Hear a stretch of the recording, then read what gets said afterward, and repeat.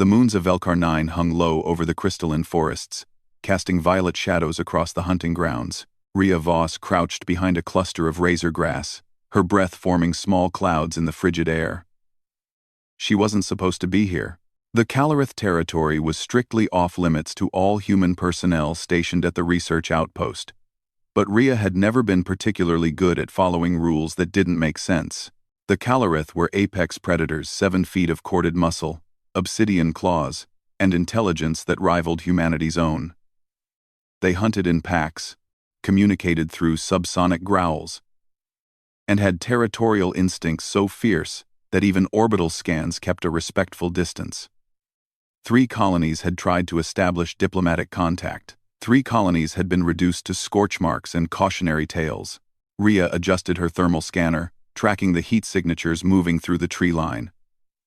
She was supposed to be cataloging migration patterns from a safe distance. Instead, she was watching something unprecedented. A pack of Calerith cubs. They tumbled through a clearing like oversized, lethal puppies, if puppies had retractable talons, and could disembowel a grown human with a casual swipe. 6 of them, ranging from what Rhea estimated to be juvenile to nearly adolescent. They play-fought with the kind of violence that would make a wildlife documentarian weep with joy and terror in equal measure. 2 of the larger cubs, one with distinctive silver markings along its crest, the other with scarred haunches, had escalated beyond play. Their snarls had shifted from playful to genuinely aggressive. The silver-marked one, whom Rhea had been tracking for weeks and privately named Calerith, had the scarred cub pinned. But the scarred one wasn't submitting. Instead, it twisted with desperate strength, claws raking across Calerith's shoulder. Dark blood, almost black in the violet moonlight, splattered across the frozen ground.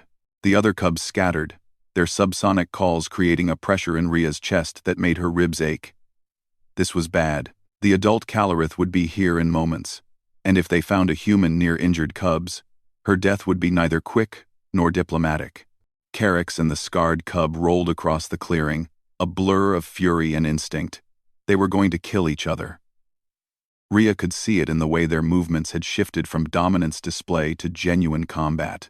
The scarred cub's claws found Calerith's throat, and the silver-marked predator's eyes went wide with something that looked remarkably like fear. Rhea's body moved before her mind could articulate all the reasons this was suicidal. She vaulted over the razor grass, her boots crunching against the frost-hardened ground.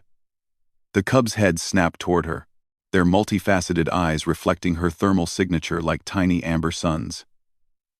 She had perhaps 2 seconds before their instincts kicked in, and they both turned on this new, unfamiliar threat. Rhea didn't hesitate. She reached down and grabbed both cubs by the scruffs of their necks, thick, corded muscle beneath dense fur that felt like steel cable wrapped in silk. They were heavy, easily 80 pounds each, but adrenaline and desperation made her strong. She lifted them apart, holding them at arm's length as they writhed and snarled, their claws slashing through empty air inches from her torso. The scarred cub's weight shifted in her grip, its body coiling to strike at her face. Rhea's fingers tightened reflexively around its neck. Not squeezing, just adjusting, making clear the mechanics of her grip. The cub froze, some ancient predator calculus running behind its alien eyes. It could feel the strength in her hand, could feel the precise placement of her fingers over the vulnerable joints of its cervical structure, could understand, with the clarity that only prey animals usually possessed, that this creature holding it could snap its neck with a simple twist of her wrist. Calerith had gone equally still in her other hand. The clearing fell silent, except for Rhea's ragged breathing and the distant subsonic rumble that meant the adults were approaching. She set both cubs down gently, keeping herself between them. They backed away slowly, not in submission, but in a kind of wary reassessment. The tree line exploded with motion. The alpha emerged first, a creature that made the cubs look like house cats, nearly 9 feet tall, with scars across its muzzle that spoke of decades of dominance challenges and successful hunts. Its eyes, each one the size of Rhea's fist, fixed on her with an intelligence that made her throat go dry. Behind it, 4 more adults materialized from the shadows. Rhea stood perfectly still.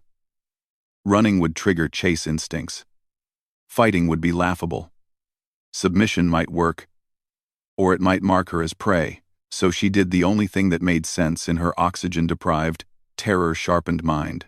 She met the alpha's gaze and didn't look away. The massive predator approached slowly, its head lowered to where the cub's blood stained the ground. It sampled the scent, then turned its attention to Calerith, who pressed close to the alpha's flank, with uncharacteristic deference. The scarred cub limped to another adult, likely its parent. The alpha's eyes returned to Rhea. It moved closer, each step deliberate, until its breath hot and smelling of metal and meat washed over her face. This close, she could see the geometric patterns in its fur, the way its pupils contracted and dilated as it processed information.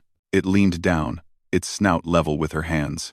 It was smelling her, analyzing, understanding. The alpha made a sound deep in its chest, not quite a growl, not quite a purr, something contemplative.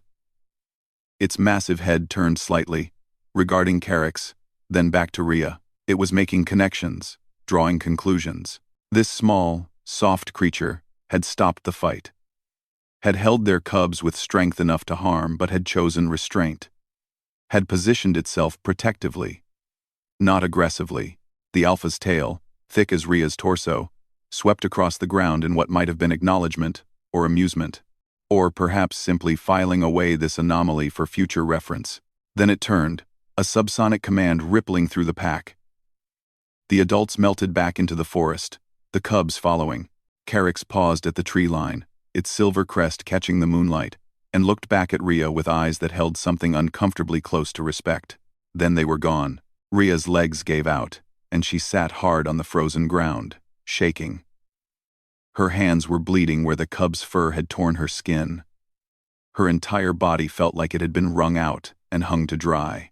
But she was alive, and somewhere in the violet-shadowed forest, a pack of apex predators was having a very interesting conversation about the nature of humanity, about restraint and strength, and about the strange creature who could have broken a neck, but chose not to. The research outpost was going to have a lot of questions about where she'd been, but for once, Rhea thought, maybe breaking the rules had been exactly the right thing to do. The moons continued their slow arc across the sky, and in the distance, a subsonic call echoed through the crystalline trees, not a warning, not a challenge, an acknowledgement.